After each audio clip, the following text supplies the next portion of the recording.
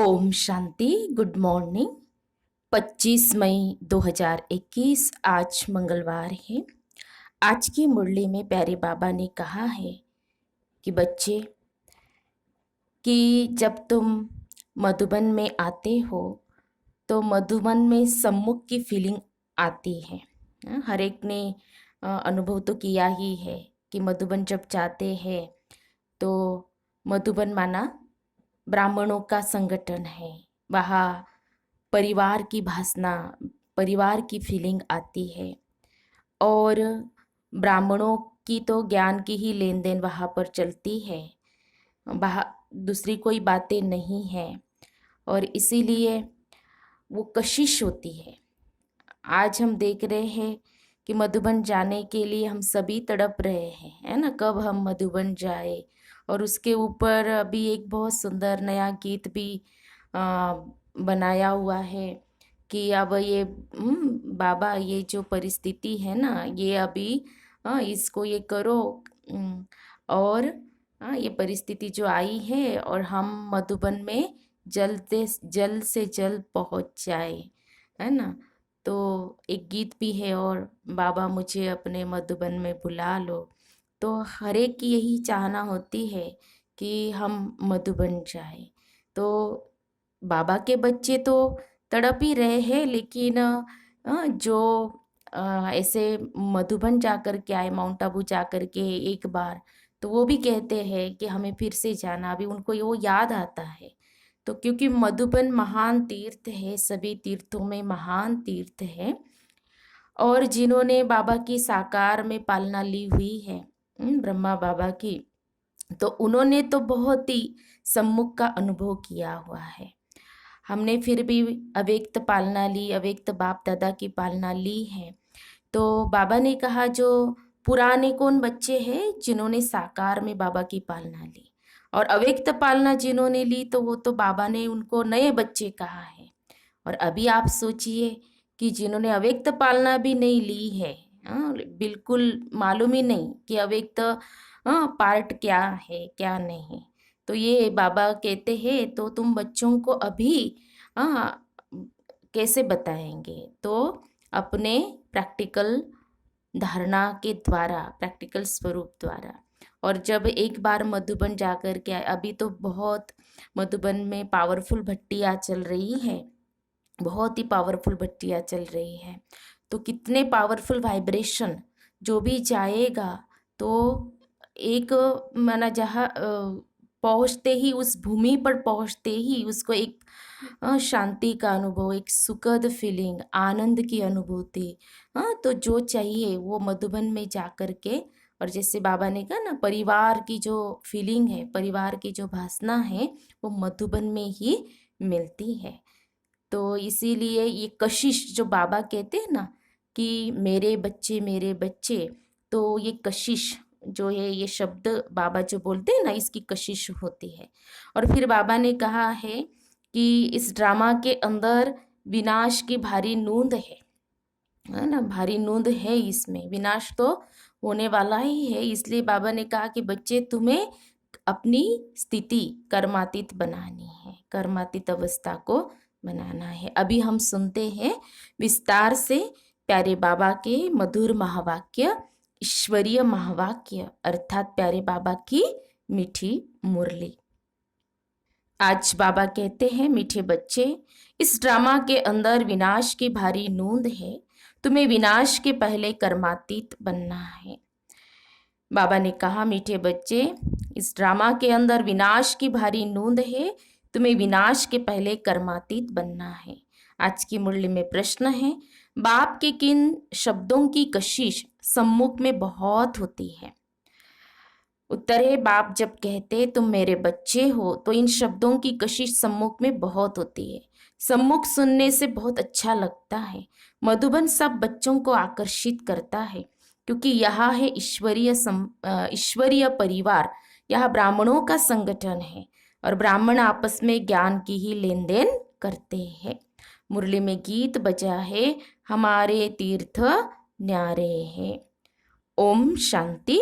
बच्चे जानते हैं कि हम अविनाशी यात्रा अथवा रूहानी यात्रा पर जा रहे हैं। जिस यात्रा से हम लौटकर मृत्यु लोक में नहीं आएंगे। मनुष्य तो यह बात जानते ही नहीं कि ऐसी यात्रा भी कोई होती है जहां से कभी लौटकर आना न पड़े। तुम लकी स्टार्स को अभी पता पड़ा है, यह पक्का याद करना है। हम आत्माएं पार्ट बचाती हैं। उस नाटक में ऐसे नहीं कहेंगे कि मुझ आत्मा ने यह वस्त्र पहनकर पार्ट बचाया, अब घर जाते हैं। वो तो अपने को शरीर ही समझते हैं।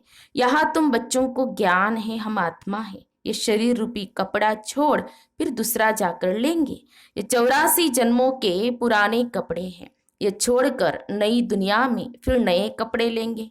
ये लक्ष्मी नारायण ने नए कपड़े पहने हैं ना, तुम्हारी ही राजधानी के है। तुम भी जाए ऐसे नए दैवी कपड़े पहनेंगे। यहाँ तो कहते हैं मुझ निर्गुण हारे में कोई गुण नाही। बाप ही फिर ऐसा गुणवान बनाते हैं। बाप कहते मेरा भी पार्ट है, आकर फिर तुमको वाइसलेस बनाता हूँ। यहाँ यह है जीवन बंध धाम, रावण राज्य है।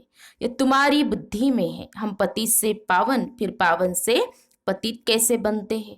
तुम बच्चे जानते हो कलयुग है अंधियारा, रावण राज्य का अब अंत है, राम राज्य की अब आदि होनी है। अभी है संगम, कल्प के संगम युगे बाप को ही आना पड़ता है। दुनिया वाले भी अब यह समझ रहे हैं कि अब विनाश का समय है और स्थापना अर्थ भगवान कहा गुप्त वेश में है। अब गुप्त वेश में तो तुम आत्माएं भी हो। आत्मा अलग है, शरीर अलग है। यह मनुष्य चोला गुप्त वेश है। बाप को भी इसमें आना है। तुम्हारे शरीर पर नाम पड़ते हैं, उनको तो शरीर है नहीं। तुम भी आत्मा हो, वह भी आत्मा है। आत्मा का आत्मा के साथ अब मोह हुआ है, गाते भी है और संग तोड़ तुम संग जोड़ेंगे। जैसे आप मोहजीत हो वैसे हम भी बनेंगे। बाबा बहुत मोहजीत है। कितने ढेर बच्चे हैं जो काम चिता पर बैठ चल गए हैं। परम पिता परमात्मा आते ही है पुरानी दुनिया का विनाश कराने। फिर मोह कैसे होगा। पतितों का जब विनाश हो तब तो शांति का राज्य हो। इस समय सुख तो कोई को भी है नहीं, सभी तमो प्रधान दुखी बन गए हैं। यह है ये पतित दुनिया। शिव बाबा ही आकर स्वर्ग की स्थापना करते हैं, जिसका नाम शिवालय पड़ा है। शिव बाबा ने देवताओं की राजधानी स्थापन की, वह है चैतन्य शिवालय। और वह शिवालय जिसमें शिव का चित्र है वो तो जड़ हो गया। अभी तुम समझ गए हो कि लक्ष्मी नारायण बरोबर स्वर्ग के मालिक थे, पूज्य थे। अब फिर पूज्य बन रहे हैं। तुमको अभी ज्ञान है।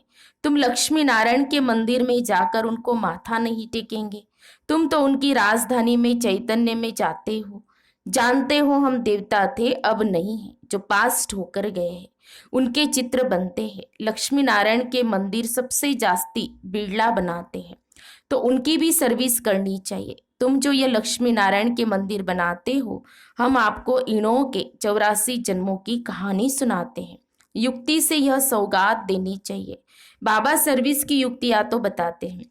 माताएं जाकर बोले आप उनके मंदिर तो बनाते हो परंतु उनकी जीवन कहानी को जानते नहीं। हम जानते हैं और समझा भी सकते हैं। समझाने वाली बड़ी रसीली चाहिए।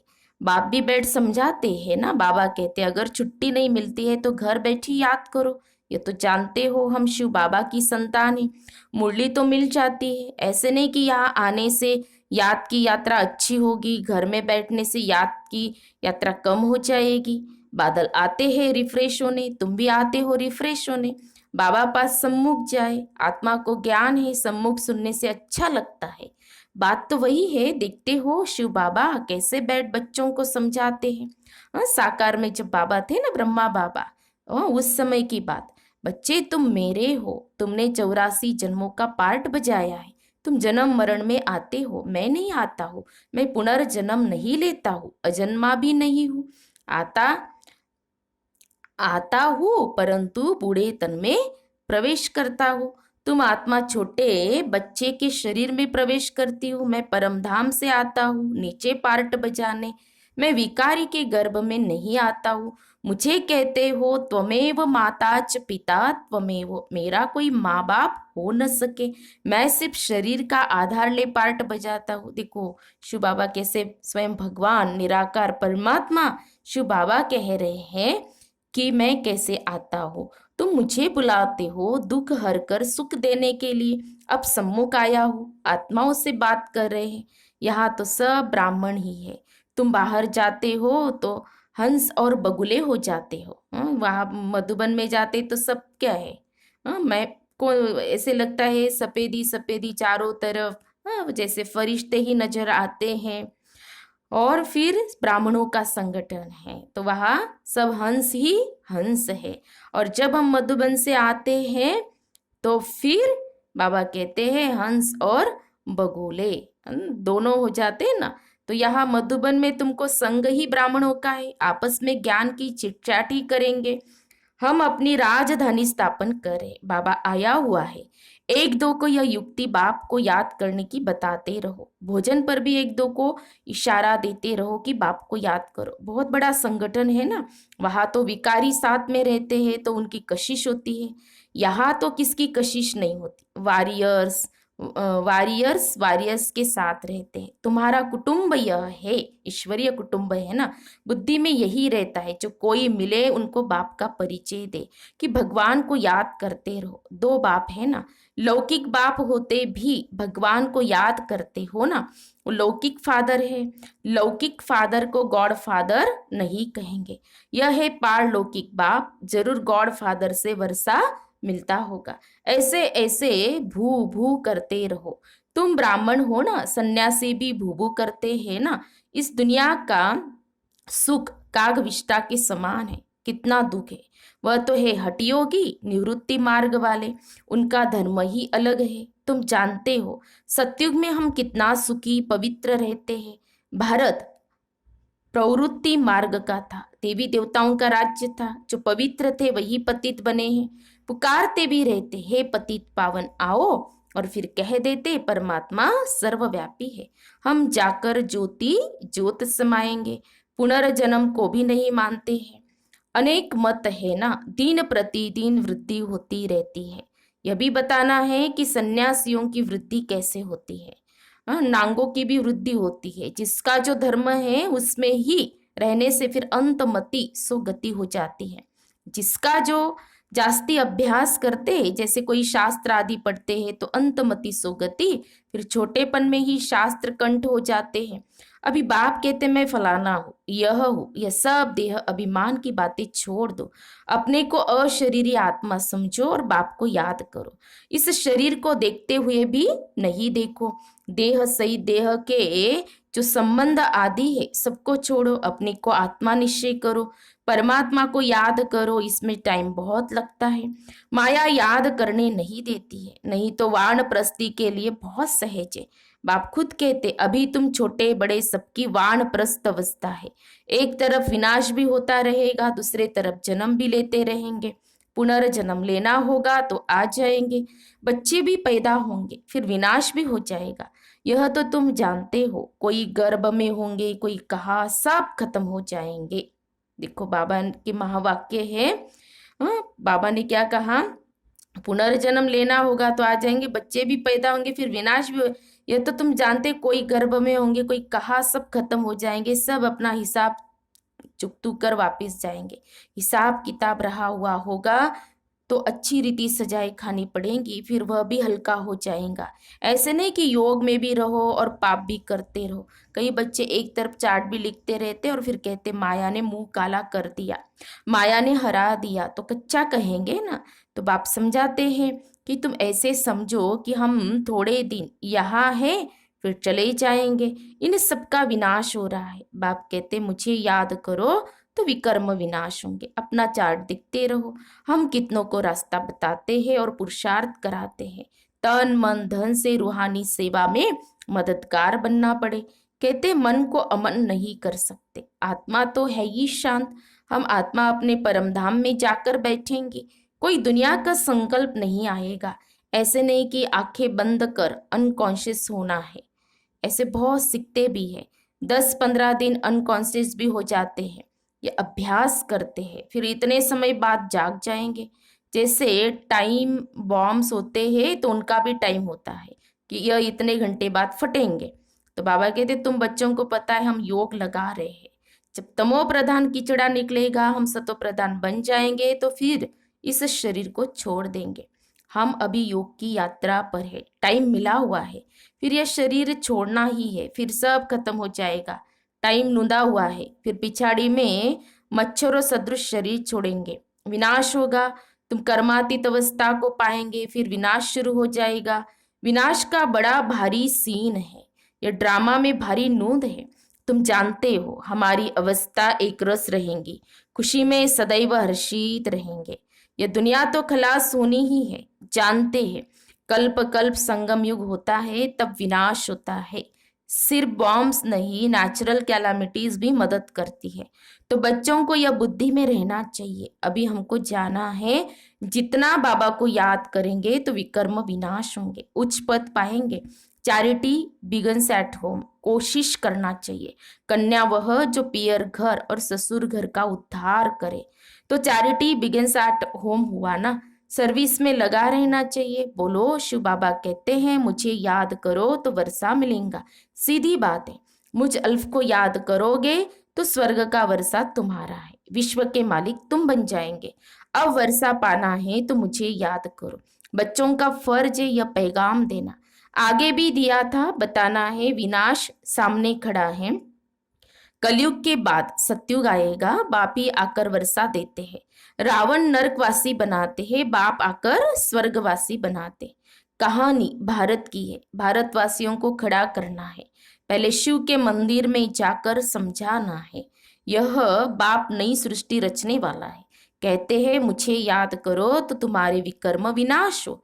यह निराकार बाबा आए हुए हैं, ब्रह्मा द्वारा स्वर्ग की स्थापना कर रहे हैं। अब बाप और वर्षे को याद करो, 84 जन्म पूरे हुए हैं। अब हम आपको बताते, अब मानो न मानो तुम्हारी मर्जी, बातें तो बड़ी अच्छी है। बाप ही दुख हरता सुख करता है, थोड़ा ही समझाया यह चला। यह है तुम्हारा धंधा, मेहनत तो कुछ है नहीं, सिर्फ मुख से बोलना है। बाप कहते हैं मुझे याद करो, देही अभिमानी बनो, शिव के पुजारियों पास जाओ, फिर लक्ष्मी नारायण के पुजारियों के पास जाओ, उन्हें उनकी जीवन कहानी सुनाओ। अच्छा, मीठे मीठे सिखिल दे बच्चों प्रति माता पिता बाप दादा का याद प्यार और गुड मॉर्निंग। रूहानी बाप की रूहानी बच्चों को नमस्ते। हम रूहानी बच्चों की रूहानी बाप दादा को याद प्यार और नमस्ते नमस्ते। ओम शांति ओम शांति ओम शांति। गुड मॉर्निंग बाबा, शुक्रिया बाबा, थैंक्स बाबा, पद्मा पदम शुक्रिया आपका बाबा। धारणा के लिए मुख्य सार, आज की मुरली का सार 2 पॉइंट में। पहली पॉइंट, तन मन धन से रूहानी सेवा में मददगार बनना है, सबको अल्फ का परिचय दे, वर्षे का अधिकारी बनाना है। विनाश के पहले कर्मातीत बनने के लिए बाप की याद में रहना है। दूसरी पॉइंट, बाप समान मोहजीत बनना है। आत्मा का आत्मा से जो मोह हो गया है उसे निकाल एक बाप से लगन लगानी है। फिर आज की मुरली में प्यारे बाबा का वरदान है, निराकारी स्थिति के अभ्यास द्वारा मैंपन को समाप्त करने वाले निरंकारी भव। निराकारी स्थिति के अभ्यास द्वारा मैंपन को समाप्त करने वाले निरंकारी भव। स्पष्टीकरण है, वर्तमान समय सबसे महीन और सुंदर धागा यह मैंपन है। यह मैं शब्द ही देह अभिमान से पार ले जाने वाला भी है तो देह अभिमान में लाने वाला भी है। जब मैंपन उल्टे रूप में आता है तो बाप का प्यारा बनाने के बजाय कोई न कोई आत्मा का नाम मान शान का प्यारा बना देता है। इस बंधन से मुक्त बनने के लिए निरंतर निराकारी स्थिति में स्थित होकर साकार में आओ। इस अभ्यास को नेचुरल नेचर बना दो तो निरंकारी बन जाएंगे। स्लोगन है, किसी की बुरी व अच्छी बात सुनकर संकल्प में भी घृणा भाव आना यह भी परमत है। किसी की बुरी व अच्छी बात सुनकर संकल्प में भी घृणा भाव आना यह भी परमत है। तो हम सब ने सुने प्यारे बाबा के मधुर महावाक्य, ईश्वरीय महावाक्य। तो आज प्यारे बाबा ने हम बच्चों को कहा है, कौन सा अभ्यास करने के लिए विशेष कहा है बाबा ने, वरदान में जो बताया ना बाबा ने कि निराकारी स्थिति का। तो आज हम सारा दिन अटेंशन रखेंगे और बीच बीच में इस स्थिति का हम क्या करेंगे, अनुभव भी करेंगे। अच्छा, ओम शांति, ओम शांति, ओम शांति।